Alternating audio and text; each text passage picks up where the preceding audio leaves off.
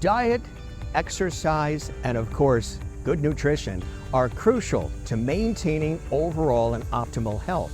Now, in our busy 24/7 lives, oftentimes we forget about that. You know, we've got to clear the inbox, check those emails, and do all the running around. We keep ahead of our lives. Well, oftentimes when we do that, we forget about our health and our well-being, mental health, the nutrition. What are we actually putting in our bodies? The fast food, all of the things that we just grab off the shelf. And that's not always good. Reason why? Because there's consequences to that lifestyle. And somebody who knows that is Diane Allen. She's a natural functional nutrition counselor, a former critical care nurse. She's been doing that for many, many, many years. She's also a health coach, and she is a mindful eating expert. She also owns and operates Digestive Distress Solutions, which is an extraordinary way that she is designed to help people reach optimal health, return to optimal health as well. She's also a noted author.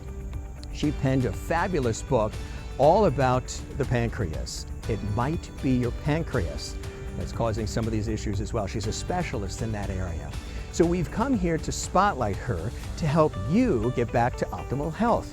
We're here in Pittsburgh, Pennsylvania. I'm Jim Masters, Close-Up Television and Radio, and it's my pleasure to have an opportunity to bring this story to you because I'm going to learn, just like you, how we can really maintain the best health we can so we can continue to live long and happy and healthy lives. Here's her story.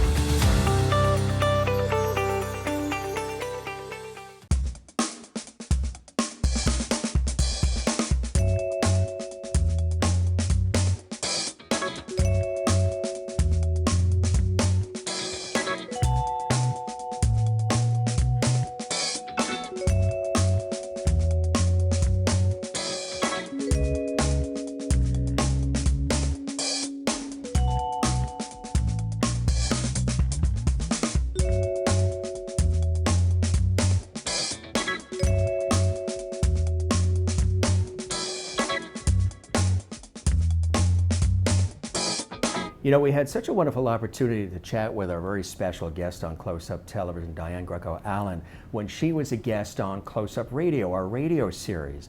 And it was such an extraordinary conversation. I said, we've got to get the crew together. We've got to come to Pittsburgh, Pennsylvania, where we are right now. Come to her home and just dive in deep about her incredible belief in health and wellness for mind, body, and spirit, balance, gut health, good nutrition, and just living life fully as Diane does. So we're here with her, and it's a real pleasure to see you once again, Diane. We had such a wonderful time on Close-Up Radio, and I'm so glad that we were able to come here to Pittsburgh to see you in person. Thanks for inviting us to your beautiful home. You're welcome, Jim. And it's wonderful to meet you.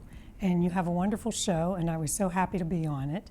And now I just hope that I can share my excitement about how to make healthy food and really show you what I like to do. And also go to a beautiful venue today, Bella Sera, where we can really explore some new flavors and introduce some new foods that are almost medicinal for us. And it'll be wonderful to work with you today. That's going to be an incredible thing that we do as part of our day here in Pittsburgh is not only this conversation in your home, we're going to go to this beautiful venue where you're going to cook for us. We're going to have an opportunity to see you doing your thing, which we're going to do here at the house as well. But some of the unique foods that you're going to be creating for us are going to be quite special, aren't they? Yes, they are. Well, you know, I'm Mediterranean background. I'm full-blooded Italian, so I do have a lot of those flavors that come into my cooking. But I also incorporate other types of flavors from just the American lifestyle and also from even German and all type walks of life. Because when you really think about it, we want to take those flavors and move those into a special place and be aware of what we're eating to support our immune system and to support our life and our mental health, because it all works together. And when things are working well inside, they help us with our mental status and just to be able to enjoy things in general. Let's go back in time a little bit. You grew up in a loving, warm, big Italian family. And traditionally, a lot of times, Italian families are known for all of the pasta and the sauces and the cookies and a lot of good food around, the table, and as they tell stories and things of that nature, especially at holiday time. What was your early period of your life like with the exposure to all these different foods, and how did that experience early on sort of lead you to some of what you're aware of today? Well, at the age of 10, I was sort of like my mother's second hand when my sister was born. And so I became a second mother. And also I became a cook. So I learned how to cook because my mother worked full time. So she would call me up and say, Diane, I need you to make chicken today. And so I just sort of learned how to cook with food and what to do. And it was an experiment mostly. But all these foods, I was my mother's assistant in the kitchen, and she made our life exciting by bringing people into our life around the table.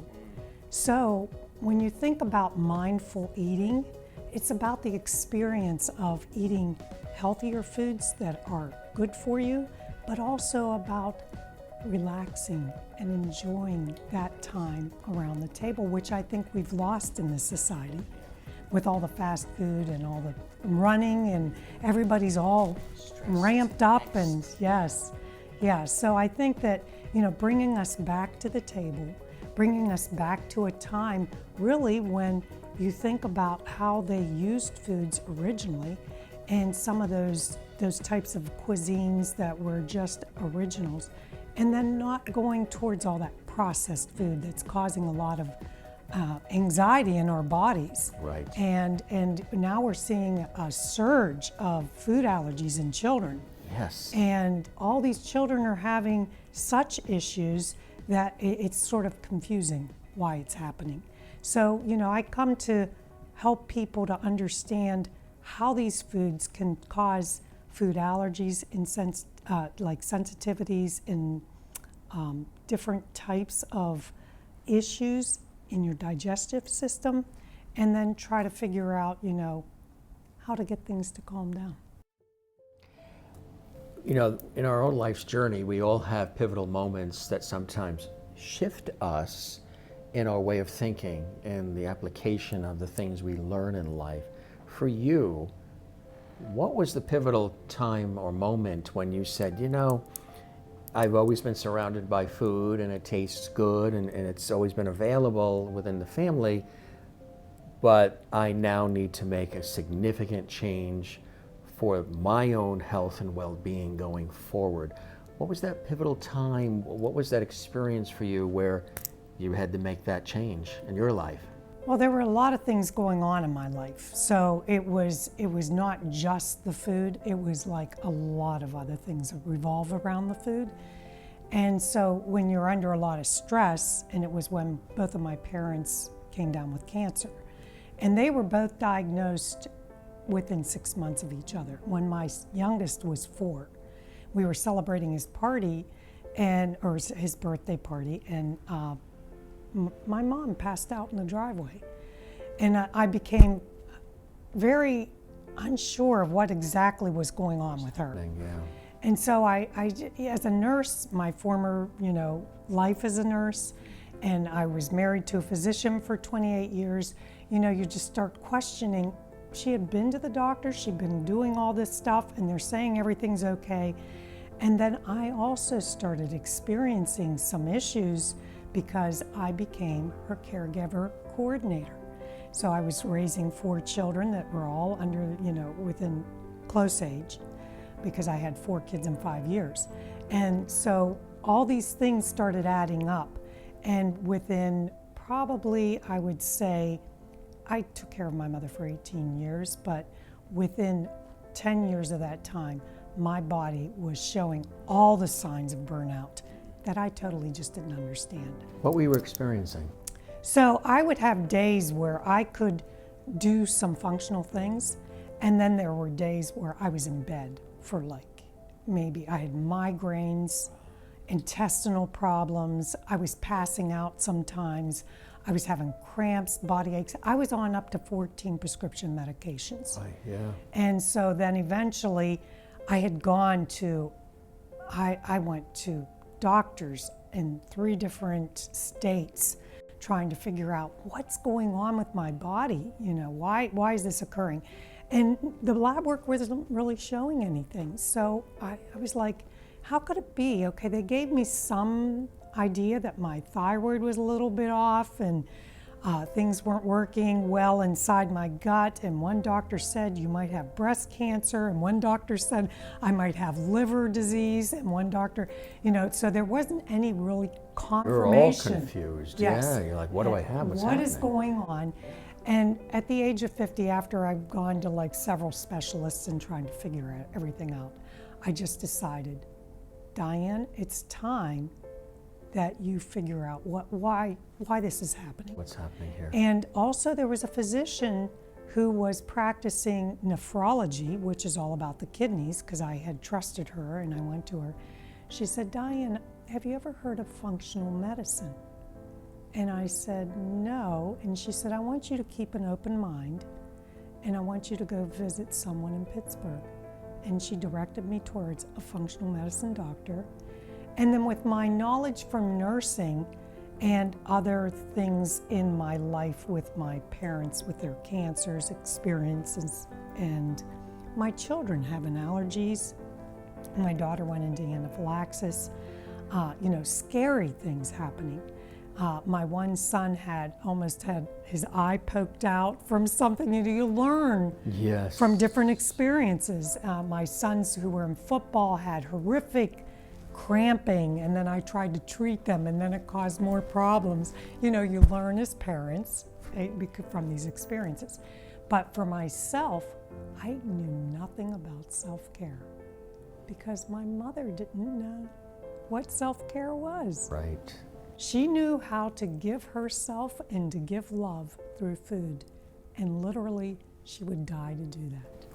And that's what she did. She did. Yeah, she till the day she died, she wanted to make us food. Yeah, she thought it's the way she was raised. Yes. That it's happy and it's comfort and she wants to do something. So doing it for the right reasons, but what I think is really important to stress and that I think is very, very advantageous for your clients is the fact that you've got this extraordinary medical background, former critical care nurse. So obviously you're empathetic, you want to help people heal. You've been on the front lines, so you understand the medical, clinical side of things, which I think adds great value to the work that you do. Also a health coach, and you're involved in the world of functional medicine, all of these things coming together. Tell us about how having that extraordinary medical background enhances the work that you do. Well, you know, it's really interesting. I went from being a med-surg nurse, where you work with people who are having surgery all the time, and you're prepping people. You know, you're prepping them to be prepared for what they're going to experience. And there's a lot of fear around these things. And so a lot of people that I deal with are already in a fearful state because they're either having a lot of pain and they don't understand their pain. It might be a chronic situation. You really don't know what's around that. But what's fortunate is I've seen a lot of people in pain. Unfortunately, in the hospital setting, in some of those settings, you're prescribing medication, pain medication for that pain, and you're preparing them to be able to be more functional. What we do in functional medicine is we turn things around and try to say, okay, you're going through a healing state. And so no matter if it's like an injury or a brain injury, whatever it is you're dealing with, could be emotional trauma, could be some other things, could be something internally with your digestive system. But any of these healing states, you just have to understand, you got to give yourself permission to go through it and to understand that if you do not nourish the body properly, the body will send out a lot of signals and tell you it's time for you to pay attention. And some of those are pain, some of those are your reaction to things. You become irritable.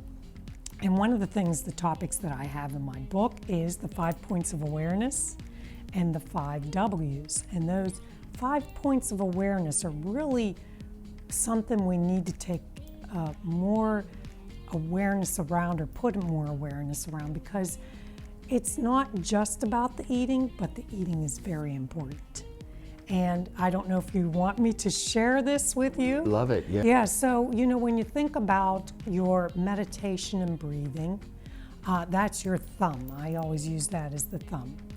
And when you think about anything that comes into your body that is going to trigger any responses for digestion or for insulin, that also triggers all the hormones.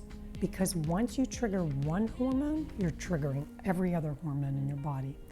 And so that's your pancreas finger. That's what I call it, the pointer pancreas finger. And then this one, which is a dangerous finger. I always thought that was the road rage finger. Yeah, that is. And that's when you don't get enough sleep. That's your sleep finger. So that finger, when that goes up too many times, maybe you're not getting enough sleep, or you're not supporting your sleep cycle. And there's a lot around that sleep cycle, because it's not just getting the sleep. People can sleep for like 14 hours. That's not the way it is. You got to get that deep REM sleep, right? And we'll talk about REM later, but I have a different idea about REM. Anyway, so relationships, this other finger, so now we're going on the 4th finger, which is usually the ring finger, right? So it's the relationship between you, yourself, others, the world around you. So it's every relationship. It's all of it. Yeah. So that relationship finger is very important, because it also relates to the foods we eat. Our relationship to our foods from the time we were born, The way, and what that looked like in our childhood. Because not everybody had a good relationship with food during their childhood. Some people had good, some people had bad. And so there might be some also relationships that were negative around healthy food, and so people might be afraid to eat healthier because they had a bad situation. And I'll tell you a story about that in a minute. But then the last one is all about movement, stretching, lymphatics. You got to get that in, because all these things work together. And when you've got all those working together, that's synchronicity. But if they're out of balance, you're out of balance. And then you put up your hand when it's time to say no. Stop, the boundaries, because that's where I had a big issue. My boundaries were not clear. You and I talked about that on the radio show, and it actually took me, after one of our close-up television shoots, when we had a little extra time and the shoot was wrapped and we said our goodbyes, and we had been there for 2 days, and the camera guy went back. We were in Nevada, the camera guy went back to LA, and I took the rental car and just haphazardly, not prepared, in August, a couple years ago, drove alone through Death Valley. And the experience and the things that it was dealing with self, and nobody knew I was doing it. I'm in a rental car, so who knows about the car?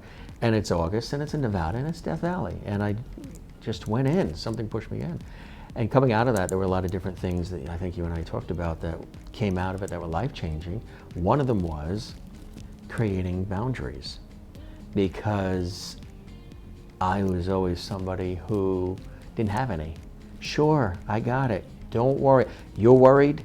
Let me take the worry from you. I don't like that you're worried. I don't like that you're upset. I feel bad. I'm consumed with the fact that you're unhappy, so let me do what I can to try to bring some happiness.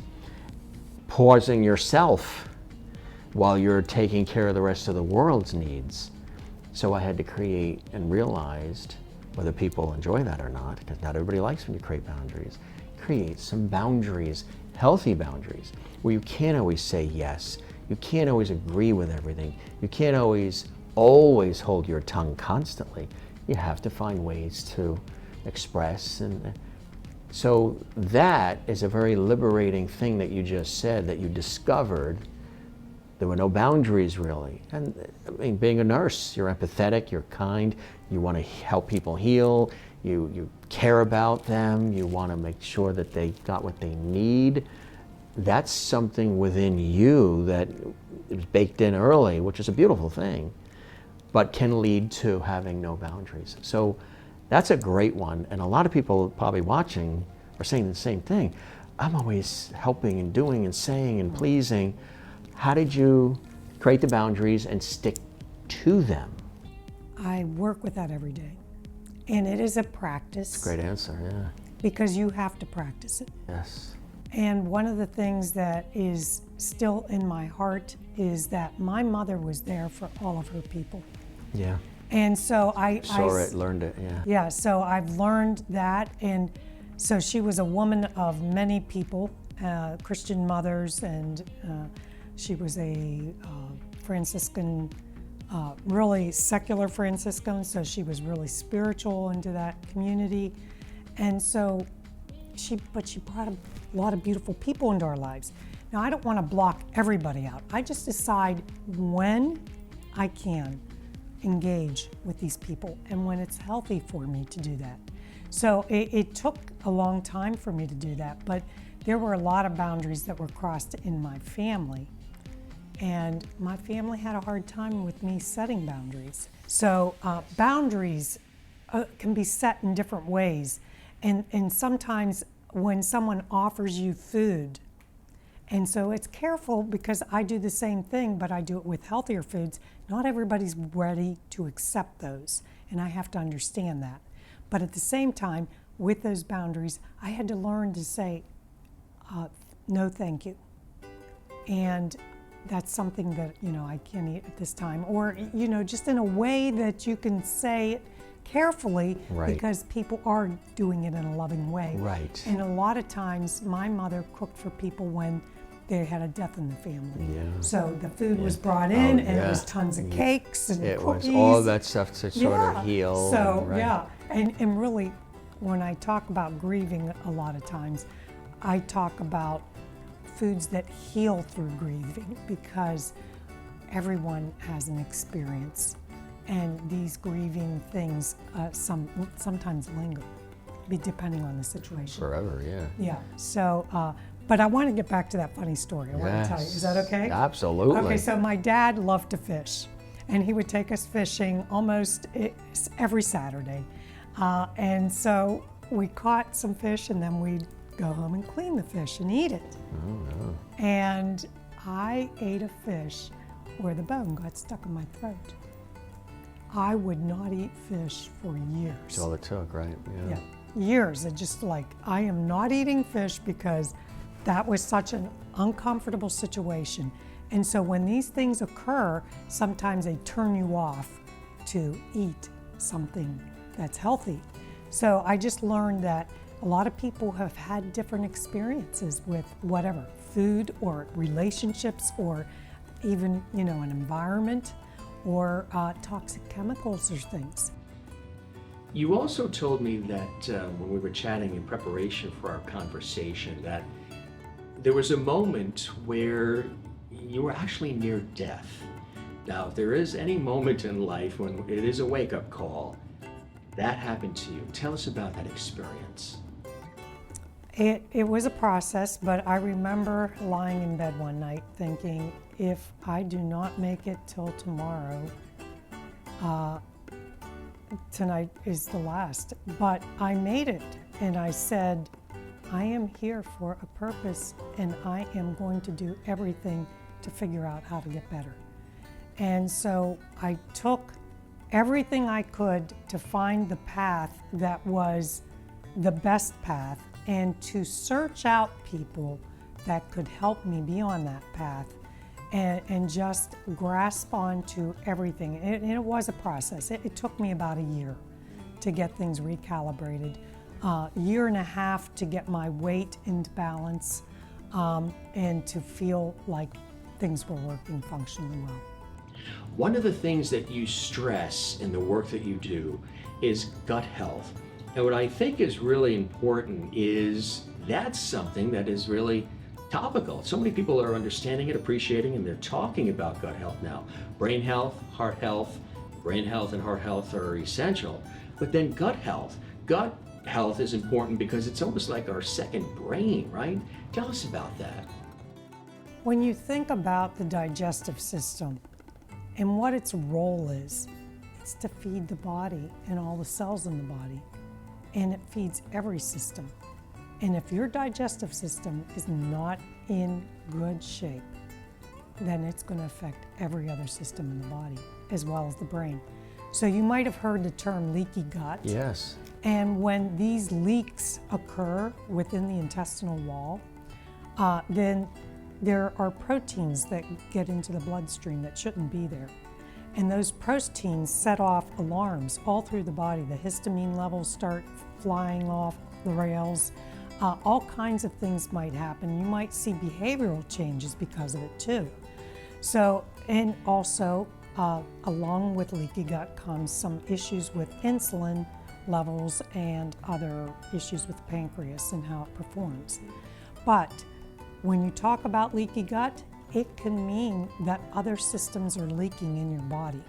So you might have leaky gut along with leaky brain. And things are leaking that shouldn't be leaking. And then maybe you got like something called encephalitis, where there's an inflammatory process in the brain. A lot of this revolves around inflammation. Yeah. And your body's telling you you're either doing something wrong, or maybe there's something that's been introduced, that's a virus, a parasite, a bacterial. These things become overgrowth. Yeast is huge, and a lot of people don't realize they have a yeast overgrowth. And so some of these things sit in the small intestine and they brew in there. And then sometimes they get into the large intestine and it causes major problems. I had at least 5 colonoscopies by the age of 40, and that started at the age of 17. So these things were occurring over time. A lot of inflammation. They were telling me that I was a zebra because I had so much pain and there was so much Polyps and different all things. these things that were going on. So, you know, I put a lot in my book.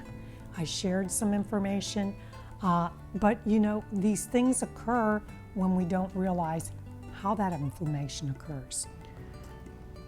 We'll talk about the book in just a minute. It really, I know, was a labor of love for you, and it's a really incredible book.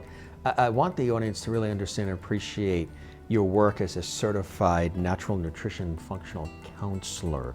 Define what that is first, and then tell us about some of the incredible work you do.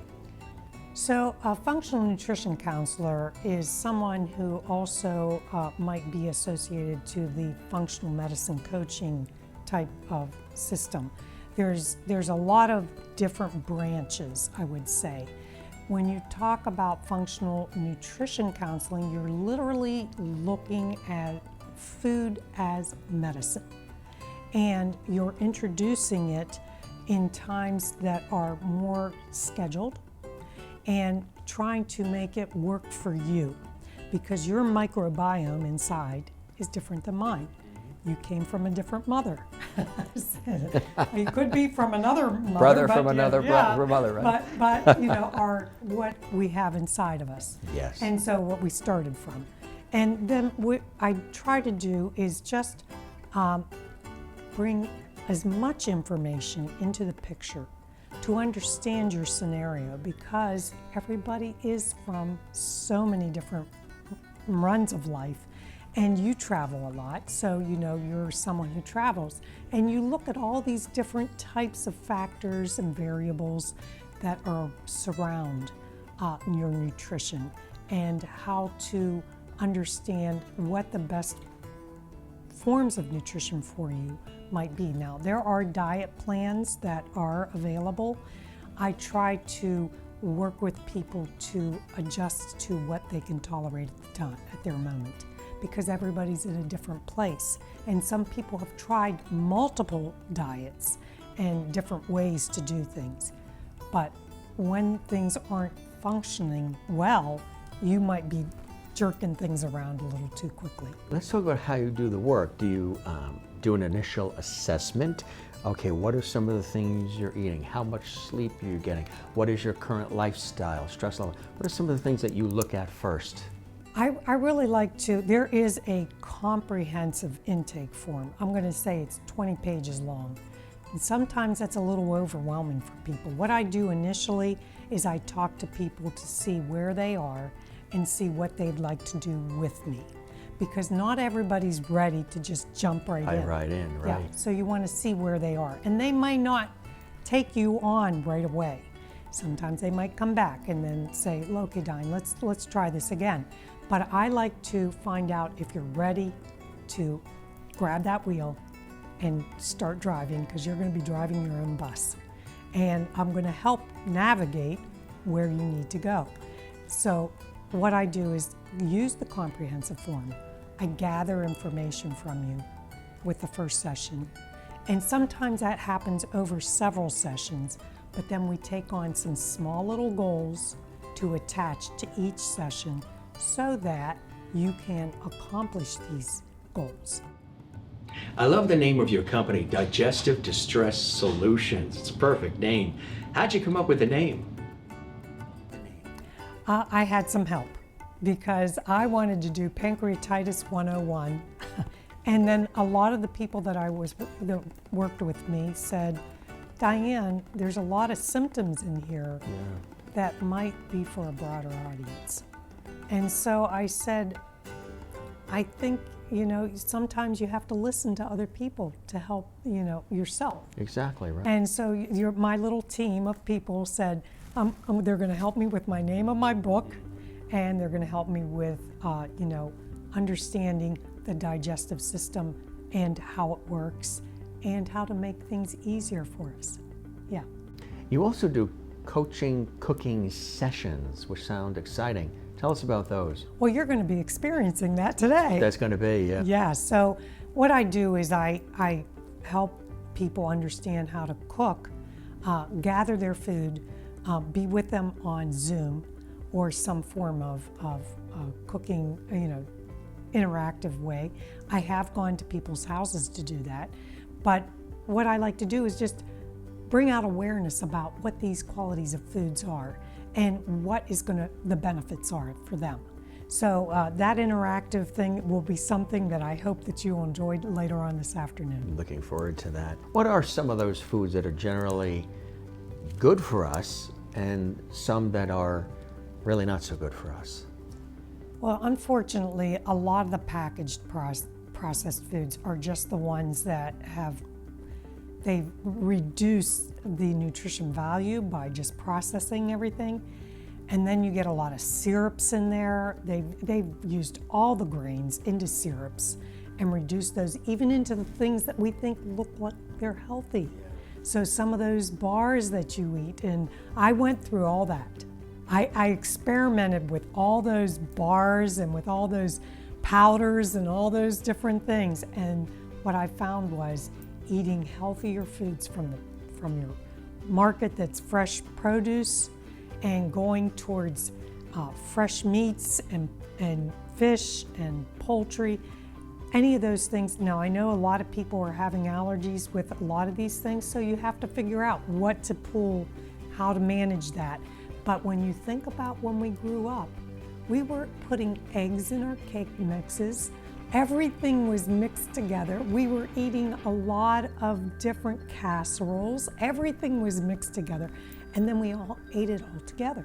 So some of our cow products were all mixed with everything else, and we just ate a lot of it, So what I try to do is to simplify cooking, to make it easier, to put things in your refrigerator that you're going to be able to access when you're hungry, not only when you're hungry, when your body needs it. When it needs it. Yes. And some of us are afraid, a lot of people are afraid when traveling to eat on the road or drink on the road because they're afraid they're going to have to go to the restroom. So a Hey, lot that of second one, yeah. And then I get dehydrated and I didn't have enough water during the day. Exactly. So some of those scenarios, when you balance out, another part of my cooking is carb smart and being more aware of what the beneficial carbs are in addition to the proteins and the other vegetation. Because when you overdo the sugars and the carbs, then things start doing, the body starts doing all kinds of stuff. And then you start seeing IBS, and then you see urinary issues and all kinds of things. I have a friend actually that uses, and I try to help him through it, and he's cut back considerably, but sugar is his energy. And then, and sometimes carbs and the sugar. So he'll have the toast, but then he'll have a popsicle after. So, and thinking, because he likes the boost, he likes the Right, energy, and right. he's incredibly athletic. Tennis, and I mean, he's a tennis pro, all of that stuff, but yet the other side is he consumes sugar and carbs like it's nothing. Not one piece of toast, 4 pieces of toast, because he loves it. And then falls asleep at 4 o'clock for hours and worn out, even though Low he's blood so sugar. physically Low blood sugar. active. And that's really important to be, that's a sign, right? Those are signals, your body gives you these signals that you have to pay attention to. If they were going to do an x-ray on him, if they were to open him up and look at his organs, they would see he's probably 10 times older than what he really is, because this is what it does to us, our insides. And we can't see those things on the outside. And so even when it comes to, you see somebody who does these extremes, and that's what functional nutrition and functional medicine try to work on, lifestyle balance. And so a lot of people that are extreme weightlifters might have the weakest bones. They might have bone density issues.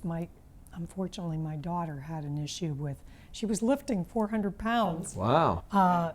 Doing squats. Yeah. But she broke her arm doing squats and doing lifting. Yeah. And so some of these things, you don't see really what's happening. Going inside. The demineralization of the bones, and there's so many other things because they pump themselves up before they do all this activity. Right. And then there's Depletion. yes, there's a depletion and a consequence actually for some of these. You've made the pancreas and pancreatic health of great importance and focus of your work. Why is that, Diane? You know, the pancreas is one of those organs that a lot of people don't even realize are totally associated to diabetes. And they may or may not be, but insulin and the digestive juices, that pancreas works with your entire digestive system. And so if your pancreas is like maybe shutting off because you have just expended, you've like pushed the button too many times. Yeah. And then it just gives way. Then you're going to see some other issues occur around the digestive system, or you might even have like loose bowels, or you might have other issues happening because the pancreas just shut down and just said, I'm taking a break because you have just exhausted me. So, you know, when it comes to that point, a lot of kids may develop these issues. And unfortunately, when I grew up, I knew a lot of families who had type 1 diabetic kids. And a lot of them, their we had an Italian family lived across the street who lost her legs to diabetes. So I had seen a lot of people, and I was a nurse who went to everybody to check on them in the hospital.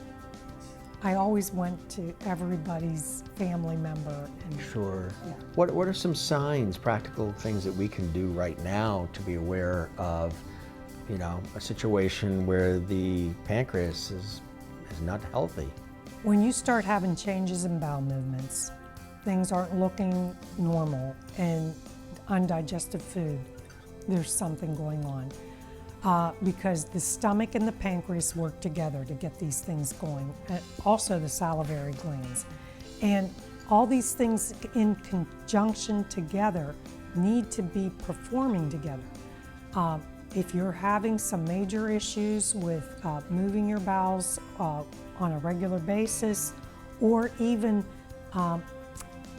loose, things are just going back and forth, and so that IBS scenario might be a symptom. But you also might experience weakness, tiredness, of fatigue, some of these chronic fatigue situations. That could be that your pancreas isn't quite working up to par. You wrote a book that really focuses on the pancreas. Tell us about this incredible book, It Might Be Your Pancreas, and what was the inspiration for it? You know, I got to the point where I just decided, I know that there's people out there that are experiencing something similar. I had seen other people in the emergency room with me, and I heard, you know, what they're experiencing, and I'm thinking, I've got to create something.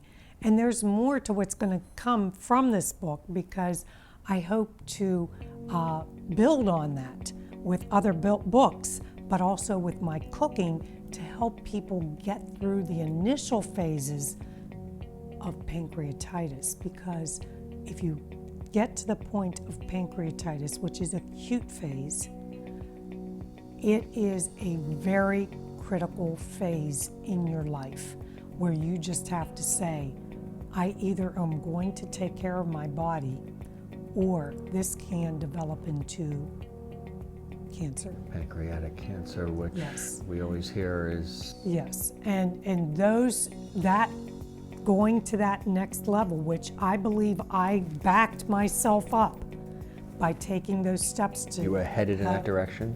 I believe I was headed in that direction.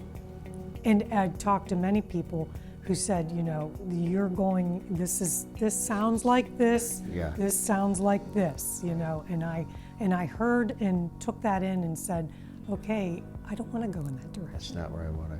And to tell you the truth, you'll see on the market that adult Depends and diapers and things like that are a part of this issue. Really? Yeah. Wow. So colitis and things like that can stem from a pancreas that's not functioning properly. And so a lot of people are on insulin. I sort of suggest people to use products that they are comfortable with, like apps that might help them. But I know that you can follow your blood sugar with devices. And I like to see people maybe try those. And I've thought about just doing it along with them, because practice is practice. And if you're doing it with someone that you trust, Yeah. it has to go through that same thing. Who is the book for? Is it for somebody that's going through something involving the pancreas, or can it be even somebody who's perfectly healthy, help them to be aware in case something changes? Any digestive issue, because a lot of things, what I've seen, it could be somebody who's struggling just with some of the signs, some minimal signs, and they don't know exactly what's going on in their body. So it can be for a wide variety of people, but I can gauge my coaching to where you are. And so anybody that's got some of these issues where maybe you're just waking up in the morning and you're just constantly nauseous, you can't eat your food and you don't feel right, you know, that could be the beginnings. So, you know, types of things that you might experience also is that you have other issues with your digestive system, or just moving your bowels in general. And so that was an issue with me when I was younger. And so there are little things that I try to introduce topics with individuals to help gather that information to understand where they might be, because it can be a wide range, and that's why it might be your pancreas and not pancreatitis. It is about pancreatitis awareness, Right. but young kids can get this. That was my next thought, was do you work with all different ages, and is it never too late and never too early to be aware of this? I like to work with the parents. I like to work with the families, because it's got to be them working with their child, because some of those issues that they're having are related to what's happening in the home. Exactly. And so and I worked at a school in their special education department, and I saw what some of these young people were dealing with in the extreme scenarios, and I knew that there was some things going on at home and even in the public school system that was not so healthy. That's really important. Yeah, well, the food, I mean, the pizza on Fridays and the food that's out there. And didn't they have fast food in some of the schools and they took them out?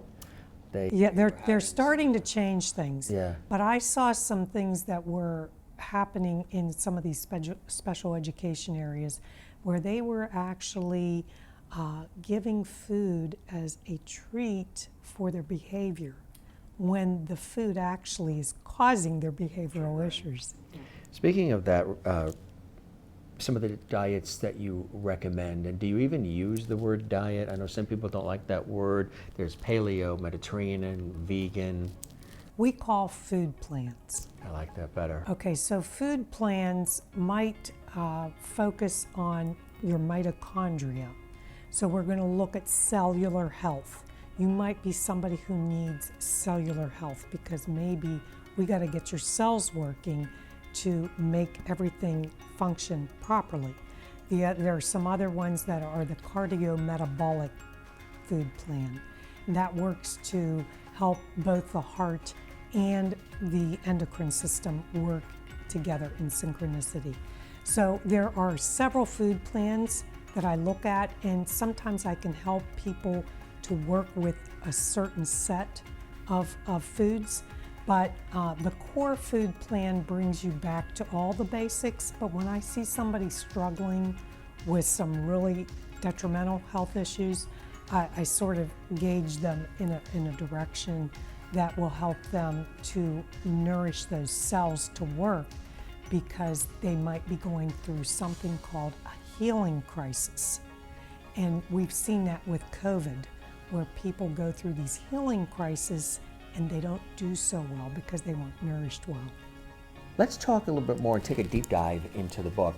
A lot of times, when people see a book that's out, especially if it's a medical book or a book about finance or anything where it's a specific topic, if they're not totally invested in that topic themselves and fully knowledgeable of the topic, sometimes they may think it might be dry, maybe it's going to be clinical, maybe it's going to be a little stale. But that's not how you wrote this book. That's not the way you designed the book. Tell us about the writing style and how you made it approachable for anybody. They don't need to be a nurse, a doctor, or a medical professional to get a lot of good things out of that book. Well, I had to take a lot of that information from my own experience, and it just so happens that I had a nursing background. But I wanted to get some of the really easy things to take from what I can offer in the beginning of the book. But in the second part of the book, I put in the types of things you might be dealing with every day, which might be sometimes the cravings and the addictions and the things that we deal with every day when it comes to pain and caffeine and all the sugar. And it turns into this big cycle where we're just going from one thing to another. So I tried to use terminology that was literally layman's terms, and then throw in just some things to connect the doctors and nurses in with it, because they also end up being patients. So you've got patients who come to you, and then you have, they need to understand some of the terminology, because a lot of the people actually do a lot of investigating on their own problem. So they're already on the internet and they know a lot of terminology. So I've had a lot of people who even are like, that information isn't any good for me because I've done my own research and I've done my thing. But what I learn is that you can find a way to talk to someone and get that information to them from your own experience. And just clearly, a lot of it was some of the terminology that my dad used in conversation with me, and things like that, especially when it came to stress. And my father worked in a mental health institute. He worked at a state hospital. And one of our big topics between us, which I disagreed with as a nurse, I said, this trauma can't cause this problem. And my dad was so on topic with what he had already experienced himself, and I didn't understand what he was saying at the time, because I didn't understand the impact of some of these traumas on the body and how they can emotionally and physically impact you. But what I learned was nutritional impacts, and how if you are more nutritionally stable and your blood sugar is stable, you are more resilient in any situation. So if you're in an auto accident, you might be able to heal quicker from that auto accident. If you have to have some surgery for a bone break from something, your body's in better shape to go through that whole thing. And I also can help people get through these difficult injuries and things. And I witnessed a horrific accident when I was a young girl that made me go into nursing, where there was a drag race on the road with two motorcycles right next to us.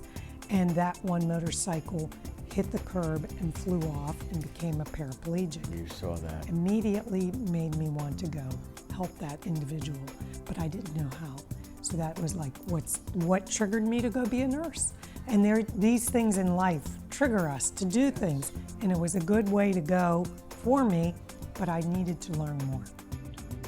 I know, Diane, it's very important to you, and it's something we're hearing about a lot in the news, is the understanding and the importance of being aware of good mental health, having our brains be healthy, having our just understanding of dealing with certain situations that happen in our life, because life can be unpredictable and it throws a lot of things at us. That good mental health is something critical in our lives. Tell us why that is. I can tell you that from my own experience of really the deep depression and anxiety that I was going through, not only because I wasn't able to do everything I wanted to do in my mind, I realized that a lot of people put a lot of stress on themselves. And so then they put a lot of pressure on their bodies, and if you don't support your daily routine with food and pauses with good environment and nature and stretching and things of that nature, and just doing that little bit of just that little activity. If you're traveling, getting out of the car and getting a walk and doing some stretches.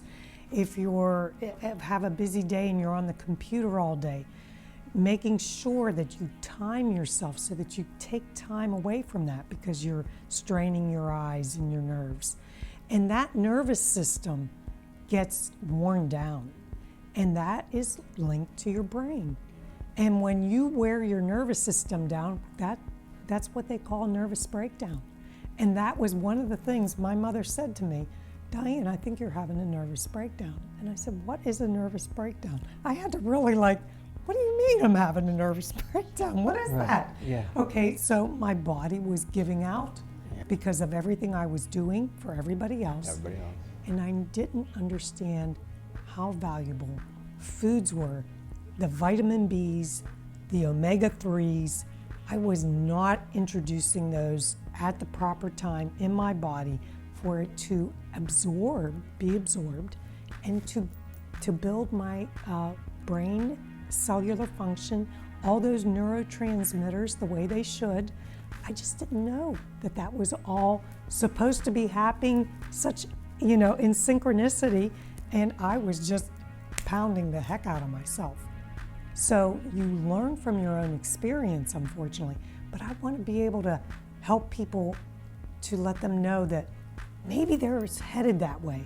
That brick wall is right there. You just got to watch and maybe take a little bit of a sidetrack to get aware, or, you know, but I can also help people to understand where they are and, you know, how to come back a little bit into their space and to nurture them, their core values in life. Would you say that what you're doing also obviously has a lot of holistic nature to it? You're combining your expertise in the traditional Western medicine way with some of the holistic, newer ways of looking at things and blending both for your clients? Believe it or not, it's not newer. It's just we are bringing... Some of it's old? Yes, some of it's older. And so you learn about what the Eastern, Western way of looking at things and just introducing it in a new form. Because I was raised strictly Catholic, and I believed in, you know, I believe in expelling energy from the body by singing and by expressions of dance and by listening to drumming, and those were Native American ways, and to enjoy music. As you mentioned, that was one of your things and passions. Yeah. I love to dance, and so that's a way that I express myself, but I also like to do interpretive yoga. And so I do different ways, and I like hoverboarding. I like to practice with balancing and try to do things that I was afraid to do when I was younger. And then you find out you can do some of this stuff. Now you have to be very careful because you are, you know, in my 60s, but you know. But you're not limiting yourself like Right. you used to. The fear. So, the Diane of today versus the Diane of then. Who is the Diane of today? Diane of today is the new Diane, and she is loving life and moving forward in a new path and enjoying the people she can and not being afraid to do show some expression, because I always kept it in. So you keep things in, you keep things hidden, and then it comes out in a different way. There's all these different symptoms. Yes. And so you're being connective and expressive, and it's liberating, isn't it? It's liberating, and the term holistic, a lot of people get that a little confused. Yes. Because holistic nurses are someone who like to embrace all aspects of the person, the whole person, and understanding the person, as well as the functional medicine model, which they also do the same thing.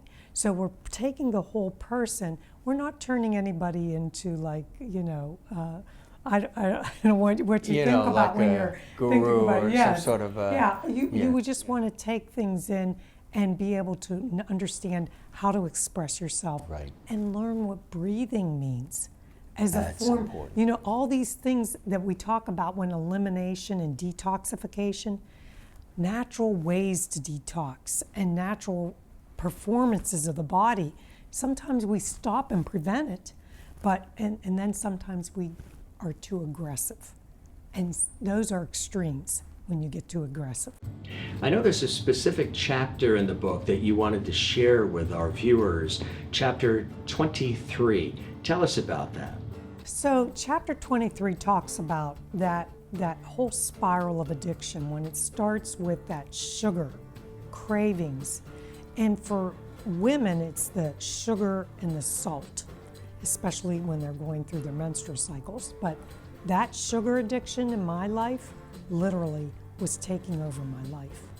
And that can turn into, go from sugar to alcohol and other things that come with that addiction, and then you're looking for something to take for pain, and it just keeps cycling around, and it turns into a horrific cycle. Vicious cycle. And people sometimes get really trapped into it.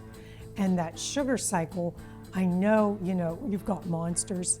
They live in the back seat of your car, and then you're drinking Monsters. No, I'm just kidding. Right. But you know what I'm saying. A lot of people The energy rely, drinks yes, and all all these things that cause a lot of issues. And you mentioned about one of your friends who's like addicted to these things. The carbs, the sugars. carbs and the sugars. He depends on that for the energy. Right. And he's an athletic person, very athletic. Right. You would figure But now and That's since childhood, a different way. his family's in the music industry, so they were always on the road, the family, the parents. Yes. And because they were on the road, the eating wasn't like what I grew up with, where everything was home cooked and, delicious foods, but things weren't coming out of boxes and microwave ovens and all that kind of stuff. Right. And he was raised more with that sort of stuff coming out of the boxes and the cans and quick, like you probably had the Saturday dinners with the family and all. Didn't have that. So that's what he's conditioned to eat. And that's quick energy. Quick energy. Looking for quick energy, and then that also triggers these emotions in the brain. And that's part of the addiction process. No vegetables. And then, yes, and so it's just constant, and believe it or not, it turns into a shrinking brain. Yeah. Yeah, and that's where you start getting into, I was almost at that place where I was losing my memory really bad. And my children knew that. Sort of. My children were like, they would make fun of me, it was terrible. And we did Mom, that, yeah. that's right, Yeah. we did that. But when my son told me that I drove by the high school 4 times without picking him up, that's when I had to take a step back and say, Okay. something's wrong, and I've got to figure out why I'm doing this. Yeah, so I was addicted to sugar too. There. Yeah, and I would get up. I had an affair with Aunt Martha. Aunt Martha was an apple pie. Yeah. Yeah. So when you have an affair with Aunt Martha. You heard it here first. Yeah. Breakfast, lunch, and dinner. No, it was very bad. No, so. Before we get ready to do the lunch, you've really laid it out so beautifully for us. What are some things that you think make you stand out from others that do this kind of work? I want to say that because of my experiences in several areas, not only just having babies, but also going through 4 C-sections. I had a miscarriage within those 5 years, so I had 5 pregnancies within 5 years. I've been through surgeries. I've dealt with people who've been through surgeries. I've dealt with people who've been through cancers. I was a caregiver. I've dealt with caregiver burnout. I was a mother of a military, someone who's in the military, so you have that aspect. I also had children that went through sports. And so I have different areas that I've had experiences with, food allergies, and understanding what the exceptions are, and what to look for, and how to deal with children like that. And I've had kids who had temper tantrums. And so you deal with all this. But I also have some other fun experiences. We also come from a lot of comedy. And so you have to bring humor into your life, or else Yes. you will go down the tubes. Right. Yeah, so, and I know you love humor, so yeah, I know that. But when I think about these experiences, it was a combination, because my surgical experience with open heart patients, what I saw in there and what the body goes through in those extremes helped me to understand what someone was going through, or what I was going through on my own experiences with pancreatitis and recovery. And so, and also with a concussion. Concussions are devalued in society, and sometimes you're dealing with an unhealed concussion, unresolved, and it can cause some major issues. So those types of things also affect your mood, affect your behavior, and so I can better understand people that I work with. Let's eat. Diane, this is extraordinary. And I tell you, you should really compete on Iron Chef, because what you did in the amount of time that we had is extraordinary. To see you prepare everything in the way that you did with such love and care, and also to really blend all of these incredible flavors and all of these different ingredients into what are not only beautifully colorful dishes, but healthy and nutritious as well, right? Yes, and thank you, Jim, for sharing the day with me and allowing me to share my talent. I believe that, trying to incorporate a lot of color in your meal, and also taking mindfulness into bringing everyone to the table, or to whoever you want to share your meal with. Right. And learn how to bring that back into our lives, because the fast-paced world is causing so much distress, and here we are able to sit down and actually enjoy our meal. It really, I tell you, and the presentation is really amazing. Everything that we have here is good for you and gives you energy and just clarity, which is so important. Like you say, the mindful part of it, taking time, as we've been talking about throughout the day today, to really invest in yourself. Sometimes we're always investing in everything else, but one of the greatest investments, I always say, is to invest in yourself, right? I believe that to 100% of everything that you're saying, because that is what we need to do. Because financially, you can have all the money in the world, but if you are not healing and allowing yourself to be well, then you're not well. Do you normally prepare things in that quick fashion that you did? I mean, it was amazing what you did. Well, I think one of the things that it showed was that there are different ways and techniques that you can have these foods prepared, or you can prepare them. Maybe do some of the prep in advance, things of that nature. So if you do have a very busy schedule, a busy life, and maybe you're feeding kids and just the whole family, you can have some of this ready, and then you get wonderful meals like this that are just incredible. I believe that taking 2 days out of the week to actually invest in shopping and preparing will help you have a more beneficial life from your food, intake, and just learning, how to work with your food, because you're being involved in the process. Exactly. And I like to find the most efficient way for people to have food in their refrigerator, so that when they are hungry and they need that nourishment, they can go directly to the kitchen and say, and some of this can be frozen, which is great, but some of the fresher foods you want in the refrigerator that you can just pull out. What's really nice too is the colorful nature of everything that's here. All of these colors play off each other too, and I think that's really nice. And having the opportunity to spend this time watching you do what you do so well, and incorporating it into the experience has been just a delight, Diane. I really thank you, Jim. It was wonderful cooking for you.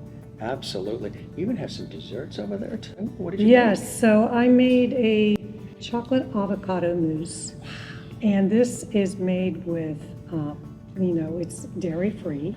So it's got avocado, it's got coconut cream, and some other specialty little items in there.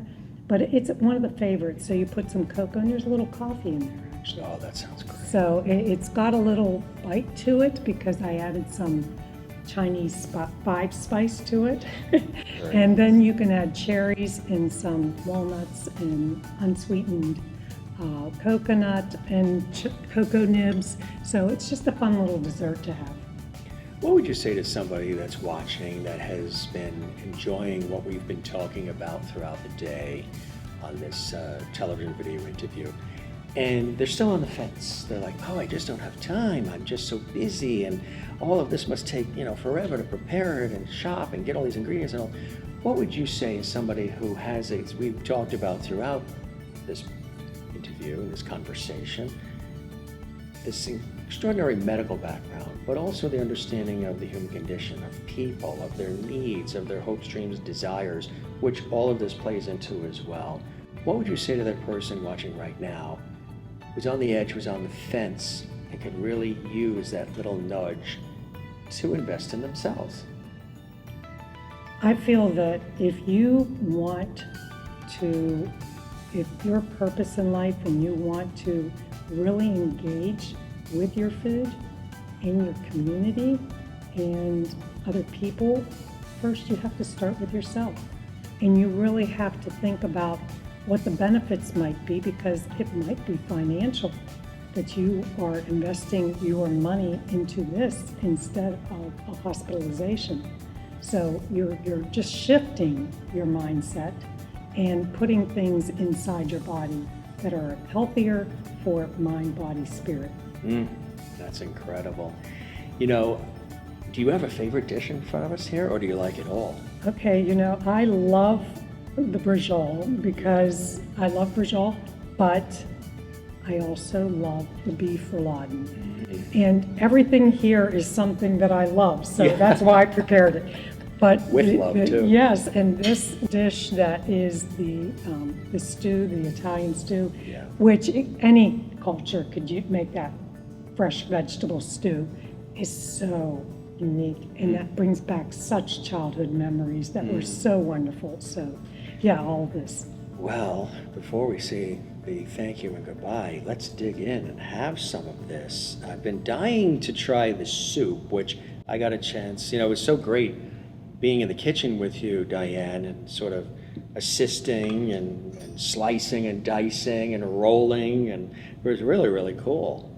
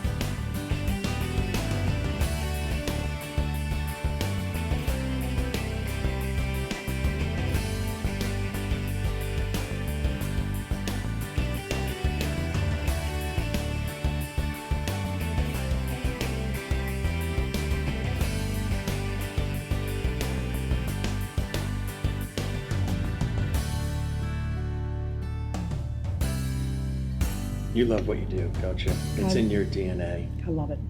What are some of the things that you love about it? It's preparing, it's connecting to food, it's giving myself permission to eat well, and recognizing that I can share food with people that might enjoy it. How has it transformed your life? It has transformed my life because I'm an example of my practice. So I feel that, engaging in the practice of preparation, and if you think about the Catholic religion and how you're at the altar and you're preparing and you're doing everything, and you give thanks and blessings to what you're about to receive. And this is what we're doing.